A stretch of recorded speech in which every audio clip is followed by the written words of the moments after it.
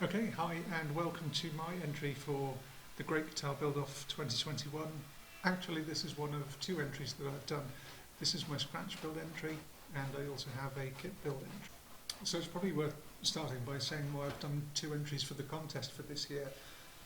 When the competition started, here in Italy we were still in lockdown and I didn't have all the materials that I needed to make a neck. So I started on my kit build entry, but at some point in March the lockdown restrictions eased here and I was able to get what I needed. So I really wanted to do a scratch build entry for the contest, so I started to build this one. Any of you that might have seen any of the previous videos will know that I've talked through how I'm doing what I'm doing as I go. The thing that I haven't really spent much time talking about is why I've done what I've done. So why I've chosen to do a Reimagined Telecaster and a bit of a chat about the spec of the guitar and what I'm trying to achieve with it. So that's what I thought I'd talk about on this video. So I love the Fender Telecaster. It's my favourite guitar, and apart from guitars I've built, it's actually the only guitar I own. But I'll be honest, I was playing guitar for about 20 years before I ever picked one up, and I'm ashamed to say that the reason for that was that I just didn't like the way that it looked. I mean, I love it now, but in my younger years I used to buy guitars with my eyes as much as I did with my heart, so it never made the list. So I figure if I'm going to design and build my own guitar from scratch, what better place to start with than a Tele? So the plan for this is to retain all of the best bits of the Tele, all of the things I love, which is the sound and the tone and the feel, and see if I can just put a vintage, modern kind of twist on everything else. So that's probably a good point just to jump into the spec of the guitar. So the things that I'm keeping the same as the Tele is the scale length. I'm going to go with a modern C-shaped neck profile, a 12-inch radius on the fretboard. I'm also using Fender Custom Shop twisted Tele pickups, and I'm using Telecaster hardware throughout the build just because I want it to be very obviously a reimagined Telecaster.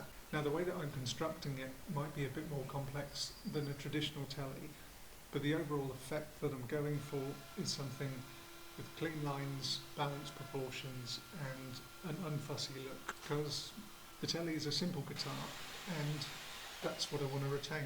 In fact, it's kind of perfect in its simplicity. So let's chat a little bit just about the materials that I've used and the way I'm going to construct it. Firstly, the materials that I chose are woods that I really love, and they're a little bit more exotic than you traditionally find on a Tele, but I thought they'd be great for a scratch build.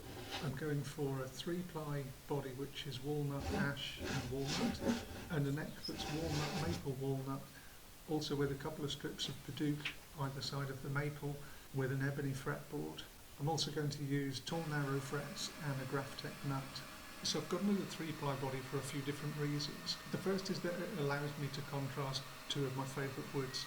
I think ash and walnut is a really nice looking combination. Secondly, I wanted to make this guitar a semi-hollow guitar or a chambered guitar with a sound hole, because it means that I can take the majority of the ash out and it will lighten the body. And lastly, it gives me the opportunity to cut a sound hole in the top, which I want to use a non-traditional style sound hole to give it a slightly modern feeling. I also really like the look of double band Telecasters. So when you use a 3-ply body and you've got dark wood on the top and the bottom, it kind of gives the effect of binding because of the contrast between the two woods. So the body itself is an original design that I designed for the Great Guitar Build-Off this year. It's designed to look clean and simple and flowing, but I've added a couple of sharp lines on the top and bottom horns just to give it a slightly more modern feel. I also want to add a pickguard onto the guitar, so again to keep it simple I've gone with a solid black 3-ply pickguard, and I've designed it to incorporate as nicely as possible into the shape of the guitar by making the outline of the pickguard parallel to the edge of the guitar. And I decided to go with the black because I thought it would flow nicely with the fretboard, which is ebony. Okay, so on to hardware and electronics. All of the hardware on the guitar is Japanese made and it's high quality, and it's all things that I've used before and I've been really happy with. I'm using locking tuners and a modern style Telecaster bridge. It's also a string through body, which I don't think I'd mentioned before, but that was important to me to keep because it is a classic part of the Telecaster design. I've used CTS audio taper pots for this, and I've kept the traditional 3-way switching arrangement for the pickups. And the other design choice that's probably worth mentioning here, which I do on all of my guitars, is that I've moved the jack socket all the way around the back of the guitar to the rear, because I think it's just the most logical place to have a jack socket. It's out of the way when you're sitting on the couch and playing guitar, and you also don't have to deal with any leads coming out of the face of the guitar either. So for the pickups, the reason that I've gone with the Fender Custom Shop Twisted Tele pickups is I think they're the perfect pickups, certainly for me. One of the things traditionally, Telecasters can be a little bit weak on the neck, and I found that the Twisted Tele pickups add some real sparkle and warmth to the neck pickup, but they still retain lots of punch and bite at the bridge, and that middle position is then just the sweet spot. So there's a real range of sounds that you can get out of them, and at each selection I just think they sound great. So I think that pretty much covers why I made the selections that I did and why I've done it the way that I've done it. So all that's left to say really is a huge thank you to Ben Crow for organising the whole Great Guitar Build-Off. It's been great for me, a really positive experience, and I've had some fantastic support all along the way. So it's brilliant to be part of the guitar building community, and this has definitely inspired me to keep building, keep uploading videos to YouTube, and see where I go. So thanks to everyone.